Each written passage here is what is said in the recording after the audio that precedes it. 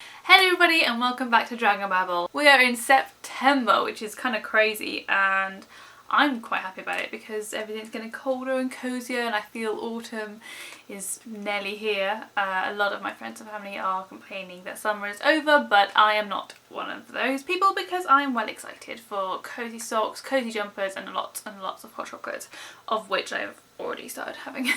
And as it's September, that means it's actually the start of the Tolkien Along, which is a read-along hosted by Beth at Booksnest, Ashleigh at A Frolic Through Fiction, and I believe Lauren from FictionTea, where in September they're going to be reading The Hobbit, and then October the first one of Lord of the Rings, Fellowship of the Ring, so and then December is the last one, The Return of the King, and I'm joining in. I'm very excited. So I read The Hobbit quite a few years ago now. Oh my god, I just realised how old I am. I read it when I was in sixth form and loved it, but I haven't reread it, and I started The Lord of the Rings but I never finished them. I have a feeling that Tom Bombadil got too much for me and I just gave up.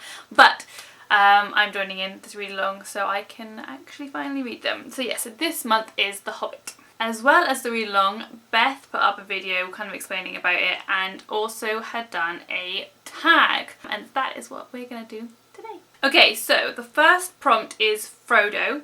I will take the ring to Mordor. A book that you're not quite sure if you like or not.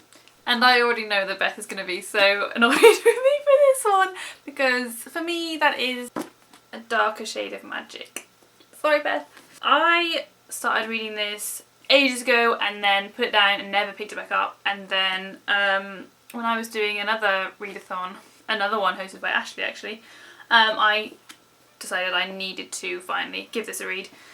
And again, when I was reading it, I still kept having to force myself to pick it up. It wasn't like I was thinking, oh, I can't wait to carry on reading that. Like I had to think, oh, I need to finish that, I need to push through. And it's so weird because I do genuinely like the story and I really like the characters, and when I think back on it I think really good things, but when I was reading it I don't know, there was just something about it and it wasn't gripping me. So sorry Beth, I know you love Beach Fab and I do think her writing is amazing, but this is my Frodo. The next prompt is Sam. I can't carry it but I can carry you. Sam. A book you'll always be loyal to. There's going to be no surprise that I'm bringing this one up, but Court of Mist and Fury. I can't help it, this book just will always be one of my favourites. I was obsessed when I read it, like it took over my entire mind and brain and soul, and I would be reading it, and then when I got back from work, like every lunch break I was reading it, and after I'd finished reading it I was looking up artwork and merch and tattoos. I even thought about getting a tattoo from this book and I don't have any tattoos, and I didn't end up getting it to be fair, but that is how much I was obsessed with this, so I will always be loyal to this book. Okay, the third prompt is Pippin. I love Pippin. What about Second Breakfast? A book that you want to reread. For me this is Strange the Dreamer. I read this few years ago now. I read it so quickly and I couldn't put it down and I loved it, but I didn't get Muse of Nightmares till this year. I didn't buy it and I still haven't read Muse of Nightmares, so before I do I definitely want to reread this one because I don't want to read it and kind of forget what's happened or who the characters are, because I know I loved it, so I definitely want to reread, so I'm fully into the world again before I read Muse of Nightmares, giving me every chance to love the series. So yes, this one I want to reread and I'm very excited to reread. So that was Pippin, and of course next is Merry. We're Going With You, Frodo. A book about friendship. I struggled to think of a book for this one because in my mind I was like, well, most books are about friendship and relationships.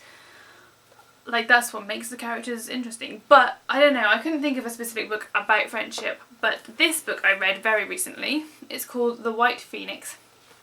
And there are some lovely friendships in this. There's a friendship where it's kind of forbidden, and then there's a friendship where it's an old friendship that's lost but it's there trying to come back to friends. I don't know, there's a lot in this book, a lot of good relationships. Yeah, when I was reading it there was a lot of moments where the friendships of people were getting me emotional, so yes, I have chosen The White Phoenix.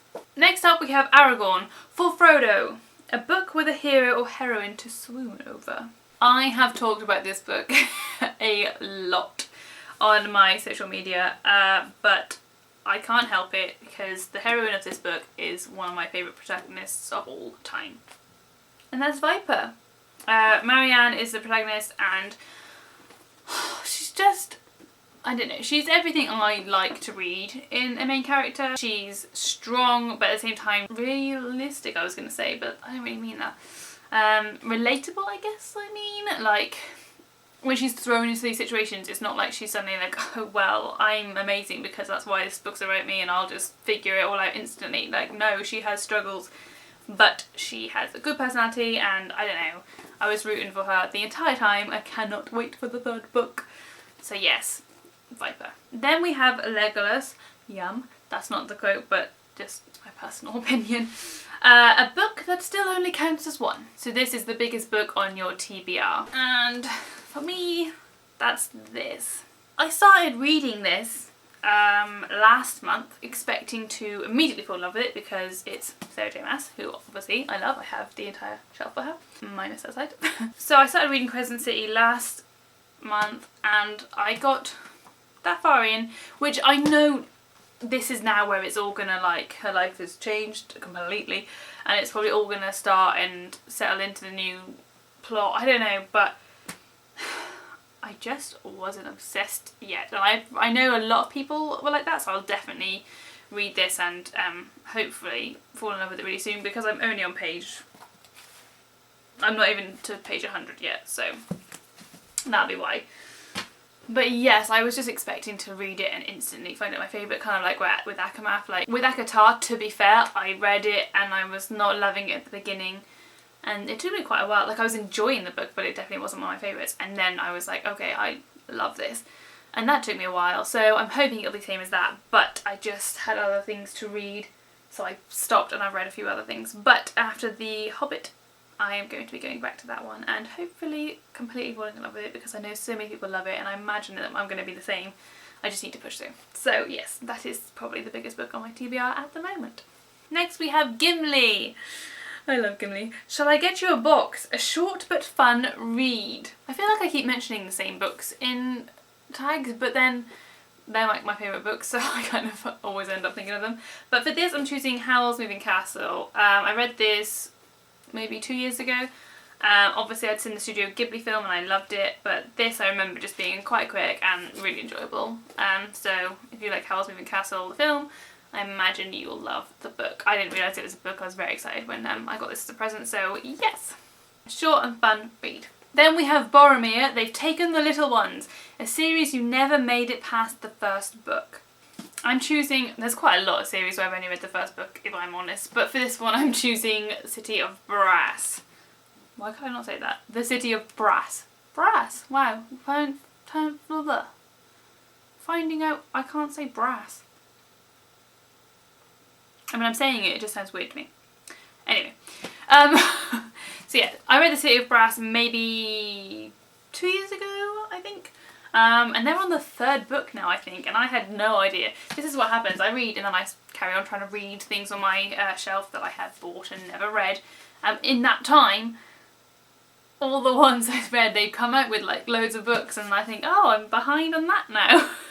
So yes, I've really enjoyed this book though. I would definitely need to like reread, or at least have a little like search online to remember all the characters and what happened and everything. But I do remember really liking this though, and I do remember like a lot of the world more so than like the character names. Like I don't think I could tell you a character name, so that's really weird. But yeah, I remember more of the world of this book than the characters, and I remember the plot as well, but I don't know, weird one really. Normally I remember the characters, not the book, not the world, but yeah, with this I have like vivid images of the places, but yes, I do remember loving this and I definitely want to continue with the series, so I need to just justify buying some more books from there. And lastly is Gandalf. All we have to decide is what to do with the time that is given to us. A book that made you think about your life, the universe and everything once you've finished it. For this I have chosen A Tale for the Time Being by Ruth Ozeki. I don't know if this would have the same effect on me now, but I was reading this when I was very sleep deprived. I needed to finish it for a class at uni, and I think I had like 3 books I needed finishing for that week. So I just remember being in the library when I was finishing this, and the ending does kind of, I don't want to give anything away, but it's not what you expect. And also there are some very dark themes in this book. Like, the character now does not have a good life. And so there's a lot of like suicidal thoughts and rape, and honestly there's just, it's not the most cheerful book, but it's also really good. So yeah, so I was reading the ending of this in the library in my uni in a little pod. We used to have like these little pods that you could sit in, so it was a lot more private, and I don't know what it was, but I just remember trying to, like, I was completely immersed in it as well, and I was trying to get to the end before my lecture, but I'd been in this little pod for a few hours, and I just was like questioning everything and going really strange. Like, I was thinking about just everything in life. And then one of my friends, I think, spotted me and came and talked to me, and it was like so weird. Like, I felt like I couldn't talk to them because I was just having such a weird reaction. So when I read the prompt for this, I immediately thought of this book, because I've never like had that sort of reaction to a book before, and it might have been like the fact that I hadn't slept and I was very stressed at uni, but it could also be because it tackles some themes, and also you just got to read it to understand. But from what I remember, yeah, the ending was kind of cool, kind of trippy, and then it made me think about things. So yeah, that is this for me. But that is the end of the Tolkien tag. I have no idea what they called it actually. The Choose Your Fellowship book tag, sorry, not the Tolkien tag. So yes, that is the end of the tag. I hope you like it. If you're joining in the Tolkien along as well, let me know, because I want to chat to people that are reading The Hobbit at the same time as me. It's very exciting. Thank you to Beth, Ashleigh and Lauren for sorting it and giving us this amazing read along to join in on. But that is it from me. I will see you guys next time.